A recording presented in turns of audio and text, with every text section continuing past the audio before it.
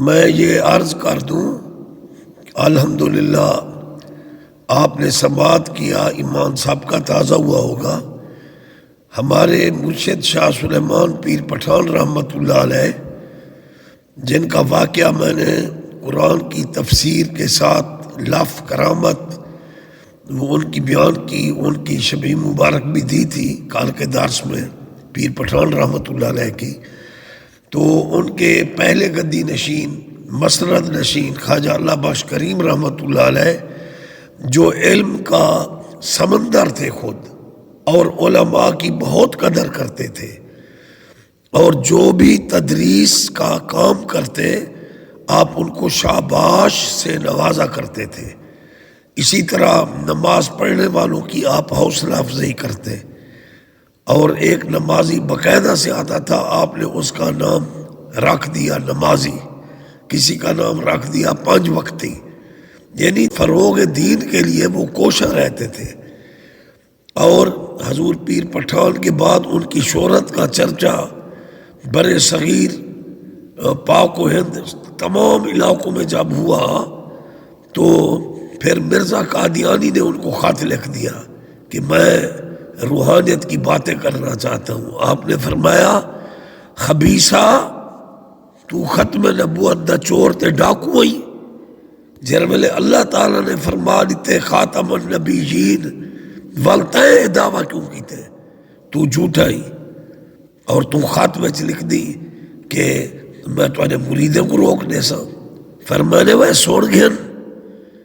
میں کو اللہ دے دا پائے، نبی سونے دا صدقہ، شاہ سلیمان دا صدقہ دے دا پائے، میں کو تے خبیث تے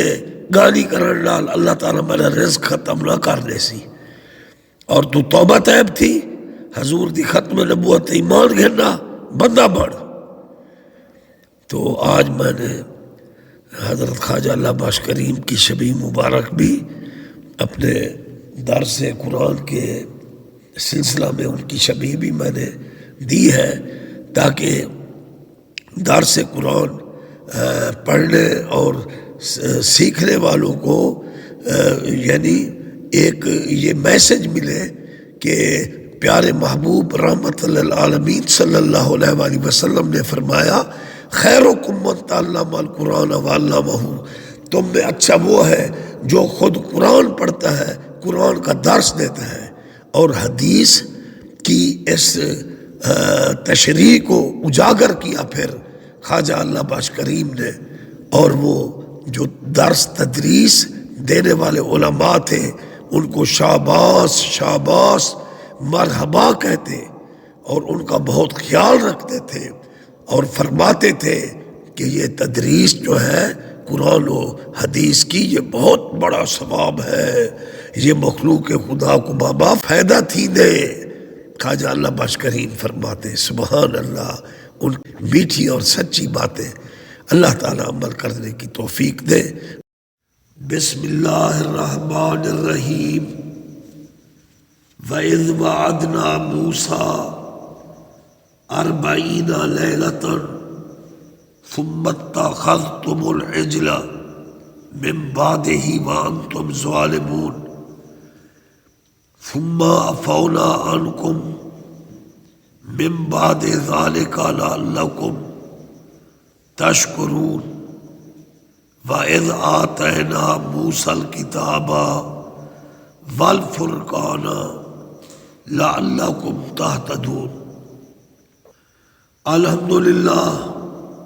درس قرآن مجید و فرقان حمید کا سلسلہ بعون اللہ جاری و ساری ہے۔ تو ارشاد ہوتا ہے، وَإِذْ وَعَدْنَا، اور جب میں نے وعدہ کیا موسیٰ علیہ السلام سے 40 لیلتاً 40 راتوں کا،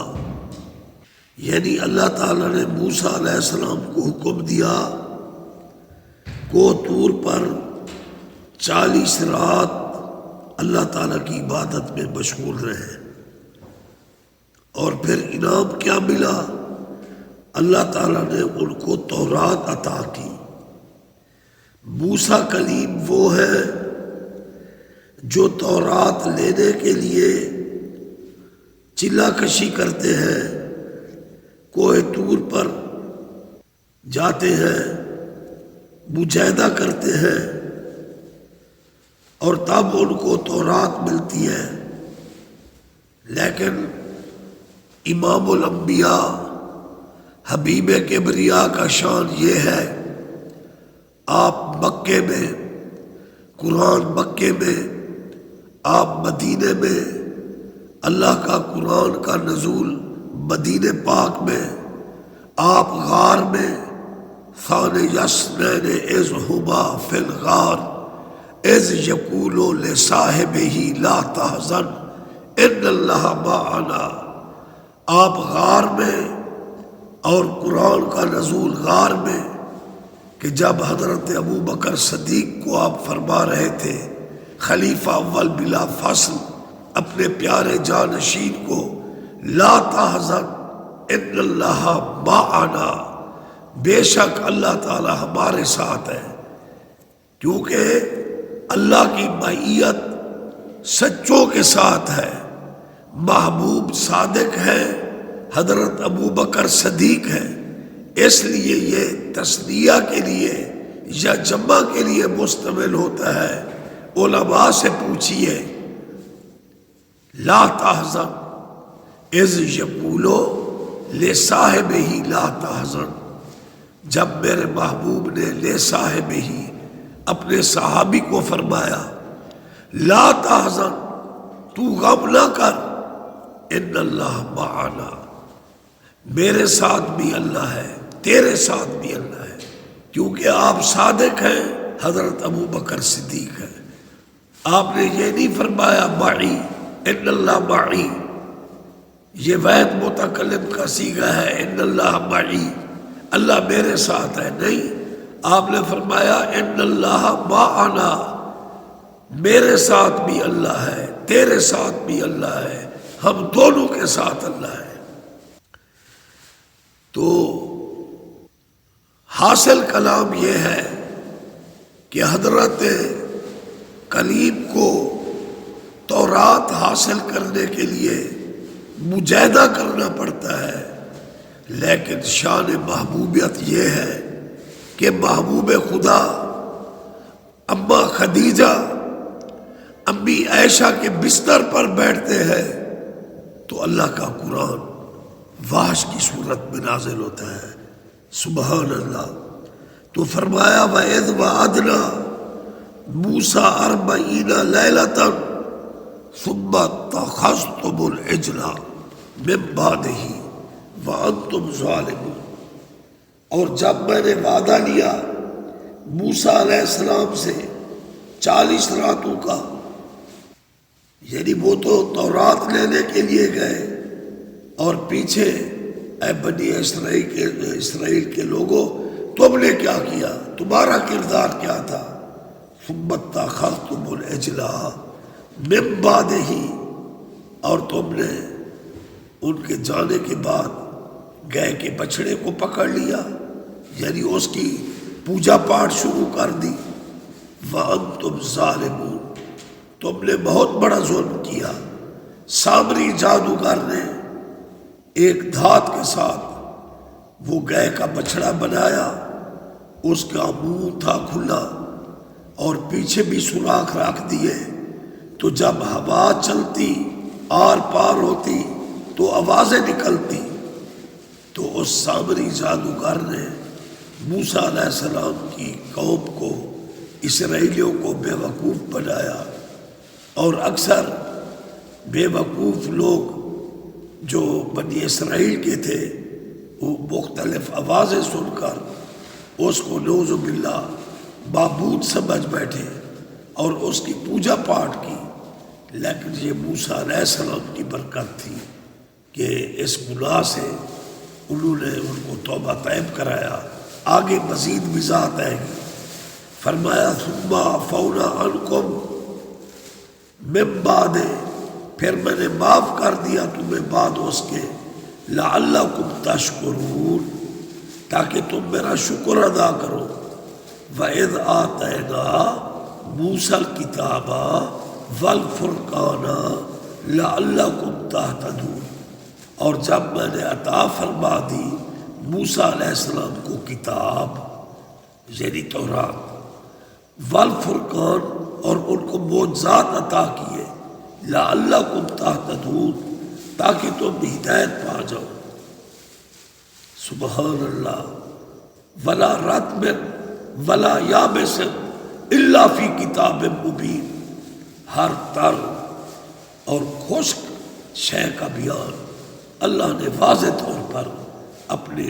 آخری کتاب لا ریب کتاب قرآن مجید فرقان حمید میں سب کچھ بیان کر دیا۔ چنانچہ دہرائے دیتا ہوں، وَإِذْ بَعَثْنَا موسیٰ، اور جب ہم نے وعدہ لیا موسیٰ علیہ السلام سے 40 لیلۃ 40 راتوں کا، ثم اتخذتم العجل من بعدہ، پھر یعنی اے بنی اسرائیل کے لوگوں، تم نے ان کے جانے کے بعد گئے کے بچڑے کو پکڑا، یعنی اس کی پوجا پاٹ شروع کر دی، وانتم ظالمون، اور تم نے بہت بڑا ظلم کیا۔ ثم عفونا عنکم، پھر میں نے تمہیں معاف کر دیا، یعنی حضرت موسیٰ علیہ السلام کی سفارش اور ان کی دعا کی برکت سے تمہیں معافی ملی۔ ثم عفونا عنکم، پھر میں نے معاف کر دیا تمہیں، من بعد ذالک، بعد اس ظلم کے جو تم نے کیا تھا، لعلکم تشکرون، تاکہ تم میرے شکر گزار بن جاؤ۔ وَإِذْ آتَيْنَا مُوسَى الْكِتَابَ وَالْفُرْقَانَ، اور جب میں نے موسیٰ علیہ السلام کو کتاب عطا فرما دی یعنی تورات، والفرقان، اور ان کو معجزات عطا کیے، لعلکم تہتدون، یہ سب کچھ تمہاری ہدایت کے لیے تھا، لعلکم تہتدون، تاکہ تم ہدایت پاؤ۔ دعا ہے اللہ تعالی حق بیان کرنے، قرآن پڑھنے، سمجھنے کی توفیق دے، اور اس درس قرآن کو بیان کرنے والا اور سامعین و سامعات کو اللہ تعالی نجات عطا کرے، اور نبی پاک کی شفاعت نصیب ہو، اور اجر اخروی ہو اور بخشش ہو۔ وما علینا الا البلاغ المبین۔